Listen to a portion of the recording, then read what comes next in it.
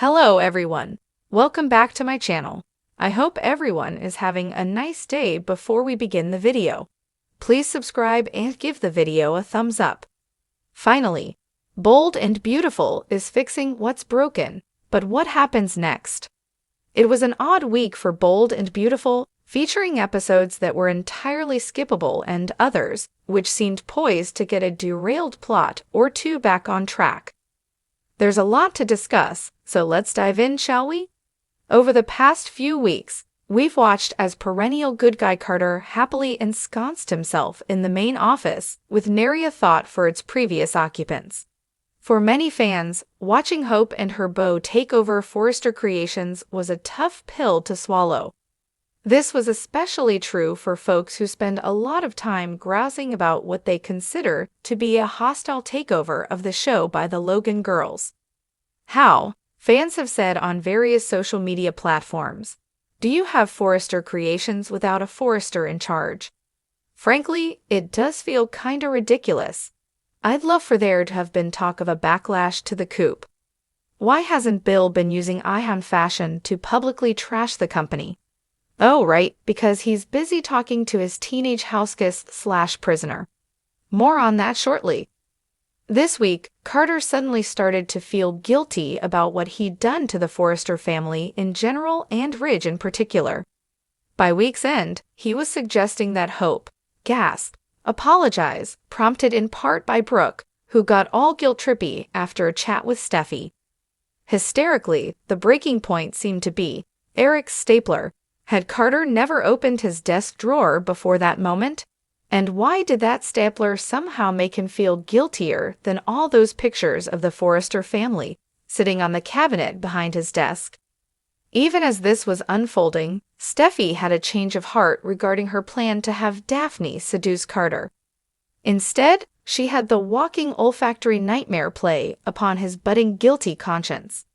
It seemed odd, given that Daphne barely knows Carter, yet there she was, speaking to the COO as if she could see into his soul. For the record, Daphne may be known for her nose, but her eyes are fully functional as well. She made clear to Steffi that while the official plan to seduce Carter was kinda sorta on hold, she still found him wildly attractive. All of this feels as if someone behind the scenes said, "You know what? This ain't working. Let's shake things up." And that's the kind of thing soaps can do so well, at least soaps other than Days of Our Lives.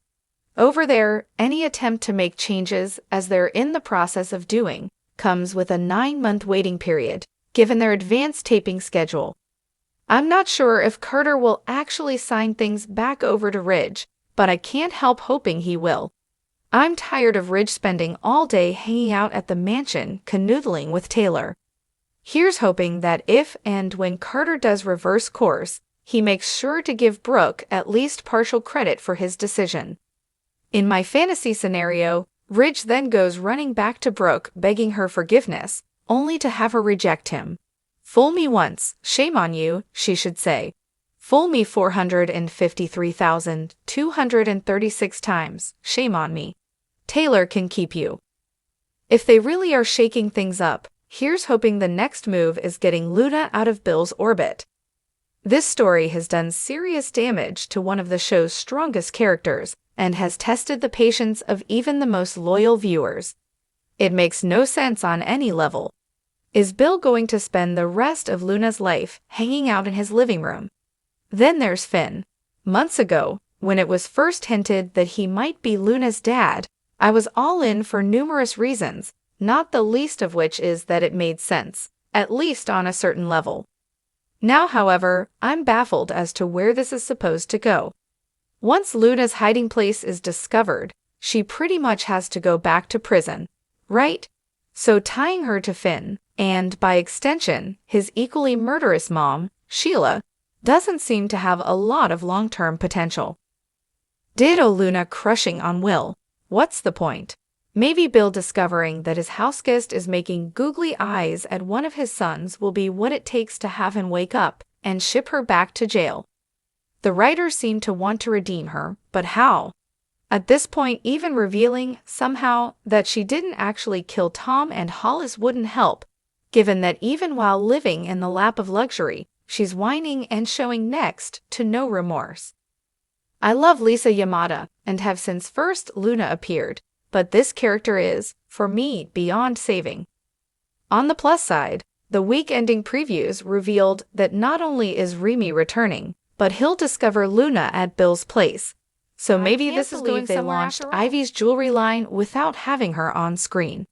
Instead, they explained she was off giving interviews to the press. Also, why are they acting as if Forrester never had a jewelry line before? Has everyone forgotten Quinn's work? I've written a lot over the years about this show's lazy, repetitive dialogue. But even by the standards we've come to expect of bold and beautiful, Tuesday's episode was stunning. Not a single thing happened. The episode started with Finn wondering how to tell Steffi the truth, and ended with him saying he'd do so the next day, which of course he didn't. In between, we got filler with various people talking about Luna's crimes. The show continued to insist that this week was Steffi and Finn's wedding anniversary. Wonder if when their actual August anniversary rolls around, we'll celebrate then too. I laughed aloud when Taylor warned Steffi, "It's too easy to fall into old patterns if you're not careful," while standing next to Ridge. To quote Reality Bites, "I can't define irony, but I know it when I see it." Despite most of the week taking place on the same day, nobody bothered to mention it was Valentine's Day until the episode which actually aired on the holiday. That said, the stuffed bear Will gave Elektra was adorable and felt like what a real teen would give his girlfriend. Speaking of gifts, that special piece Carter had made for Hope was, "I'm gonna be kind and go with clunky." Also, was it candy?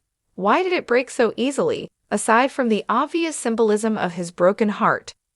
Thanks for watching this video, and please subscribe our United News 24 YouTube channel for more update news.